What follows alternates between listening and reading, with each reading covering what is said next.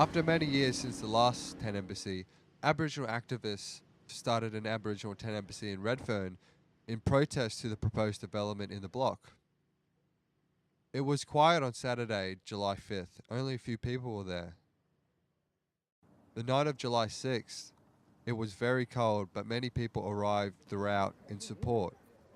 We had a chance to interview some of these supporters. What are we up to tonight? Tonight we're at the Tent Embassy. Tent Embassy here in Redfern. It was set up to protest against the decisions of the Aboriginal Housing Company to start redeveloping this area for commercial use rather than for Aboriginal people, which is what the Aboriginal Housing Company was originally set up for, to cater for Aboriginal people and maintain this area, which obviously hasn't been done. So this tent embassy is here to raise awareness of this issue and to protest it. How do you think they've gone so far? Well, obviously there's going to be mixed feedback with something like this, but I think I've actually seen a lot of positive feedback towards the tent embassy.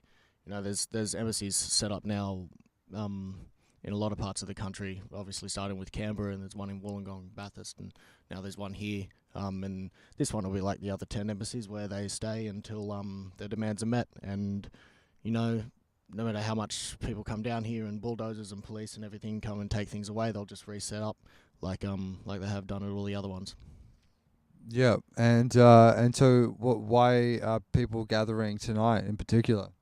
We're gathering tonight because tomorrow is the day that the project starts with the redevelopment of the block. So July 7th, which is tomorrow, bulldozers will come in at about 7 a.m. and start their work, and we're going to try and stop that. And it's an 18-month project to build this site up for commercial use and not for Aboriginal people. So yeah, we're going to sit here tonight and we'll stay here tomorrow until we, with our best efforts, try to stop those bulldozers. We spoke with rapper Felon, who has lived in Redfern since he was 12. He gave us his version of the history of Redfern, which differs from the history of the mainstream. Maybe elaborate on what assimilation means, because I think, I think I think people don't really understand the ongoing attack on a culture. Yeah, it can mean different things in different ways, and that's all the same goal ultimately. It's to kill a culture, kill a people's way of life. It's to make them fit into the dominant culture, or we'll stomp it out in every way possible. But with our mob throughout history, they've done it in every way they could. They've done it multifaceted attacks, whether it's through from stolen gen, through breeding out, through pushing drugs in, and like I said, when they move us out of these areas after making them fail, once the community thrives, that's when they push it in. Let's wreck it. But when they move everyone out, it's not into communities. It's one black family will be around amongst other people. It comes back, I can't remember who wrote it, but there's the white privilege thing, list people's written, that comes to that, being able to find your own people. It breaks a community up too. Before the drugs were pushed in, this place was a community that looked after each other. You spread them out, no one has their own people around that community split up. So they're pushed by the dominant culture. But it's also a power structure thing. I mean, it's multifaceted. But with us, it's a systemic racism. It's not just systematic. Systematic's down to one system attacking you. We've got every part of the system. So it's systemic racism and assimilation. So they use every angle they can. Just either wipe you out. They've tried breeding out. They've tried everything. But it's to wipe that culture, that people's belief in themselves, their own history, their own knowledge. That's how they kill the fight, because they haven't managed to do the breeding out. They haven't done that, so now young kids are lost because they don't have that direction from a lot of people. Their way out is, I guess, the money side. They're losing their own, like the Western culture. Their way out's living good that way because they're not seeing the other way. They're crushing all that knowledge and things for themselves because they don't see it. The kids don't see it. They don't believe it, or believe it's possible.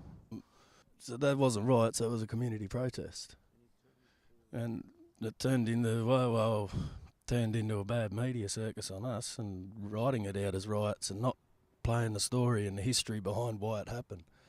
You oppress a community and literally murdering the kids that often and regular, they're gonna. I'm not gonna stand there and let you do that. And it was the kids who actually was the ones who started it, because they were sick of getting killed and harassed and daily. Like I said, my daughter, she's 15 when she was a baby in a pram. I'm a single father. I used to search her nappies. I used to get searched daily here, just because this is the area I lived in. They search us, they harass us. I've been flogged as a teenager. I've been flogged as a young adult. So yeah, that wasn't right. What it achieved, as I said, we got written up bad in it, but that true history wasn't written into why it happens. It was just black druggos and drunks down the block rioting, you know. And they wrote it up as TJ was a big bad crim and the cops were da-da-da. But whether he was known to them or not, that day he just left his auntie's house doing nothing. They chased him and they hit him. And I mean, in that case in particular, I don't know what you know about it, but he was impaled on a flat fence and it was about this high. They reckon he fell off. And he fell off, up, and impaled on a flat fence, not a spiky one, so he had to go higher to fucking land and get impaled.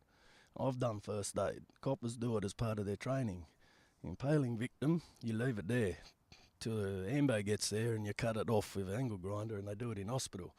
So it was manslaughter where they hit him. It was murder where they took him off and he bled to death on the fence, and the blood was like that thick, and it was stained red 3 months later when we made a doco on it. So that's where it was murder. And it took them 20 minutes to ring an ambo. They rung backup to come and get the mangled bike first. 20 minutes before an ambulance was called. 2 royal inquests, no copper charged. This is not a riot, it's a community protest, but it's not written up with these truths. No. Yeah, we didn't get much out of it at all, to be honest. But we hoped to get a bit of media, instead we got the wrong one. We asked Uncle Lyle what the significance of this area was. When the boats came in, they moved everybody off the shores and put them in here, and then, you know, years down the track, they've brought in people from all over this New South Wales and that, and put them all here. And now as you can see, they've taken out all the houses and everything out of here. And now, after they've gone and done that, they're going to turn this into those types of high-rise buildings over there, totally unaffordable for, you know, normal, average, everyday people. And that is the significance. This is where they have taken, you know, Aboriginal people and put them all here, and then they've dispersed everybody now after they bulldozed all this here stuff down, and now they're going to do this. It's just a sort of like rubbing the salt into the wounds and that type of stuff. In the morning, people from all backgrounds and ages arrived to show their solidarity with the Aboriginal Tent Embassy. Hello, it is now Monday morning at 7:07. People are swelling the ranks of the crowd here as supporters are trickling in. There's currently people occupying 2 roofs, the one behind me where the banners have been dropping. I was woken up at 4 a.m. to the sound of police trying to negotiate them to come down. They refused. So it's going to take the authorities quite a while to organise themselves, to get a cherry picker, to try to get both roof occupations to be ended. The only mainstream media here at the moment that I'm aware of is the ABC. They have a van here. It's probably the reason why the Abbott government wants to destroy ABC, is because they report things like this. Hooray! Long live the black voice of Redfern! Hip hip! Hooray! Hooray! Hooray! Macanis! Hip hip! Hooray! Hip hip! Hooray! Hip hip! Hooray! Thank you. We got to talk with Auntie Jenny, one of the key organisers. Hey, we're here with Auntie Jenny. How about you tell us a bit about yourself? Wiradjuri woman, Wiradjuri elder. I've lived in this community for over 40 years. was one of the founding subscribers, founding members of the Aboriginal Housing Company when it was started in 1973. So,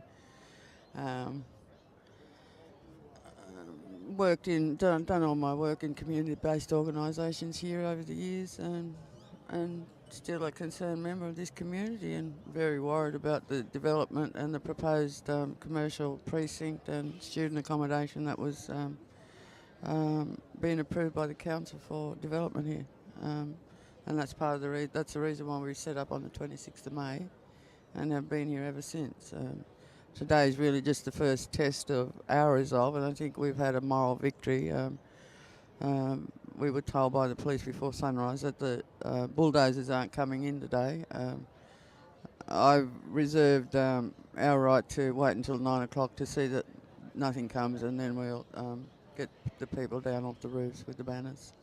But I think the victory today is ours. This is just the first round in a battle that we're going to go through. So we'll see what the ball's in their court now, what they do next. If they want to continue down this line, we will continue to resist and expose them for what they are, and hopefully get them to reverse their decision and build black houses before they build anything else here on the land.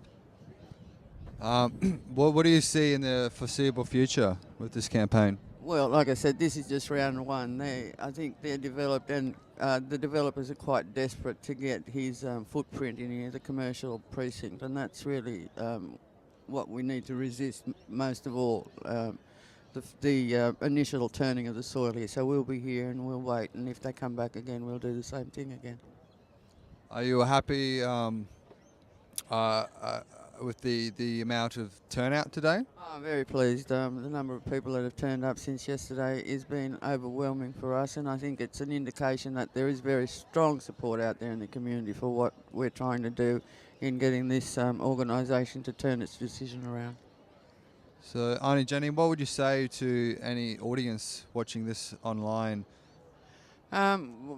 For our people, for a very long time, housing has been a very critical issue, and the fact that the Aboriginal Housing Company has been watered down the number of houses here just from 112 lots originally to 62 is a major concern for me.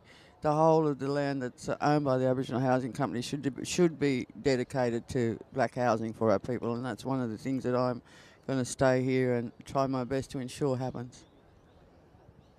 How can people get involved in this campaign or support if they're maybe in another state or?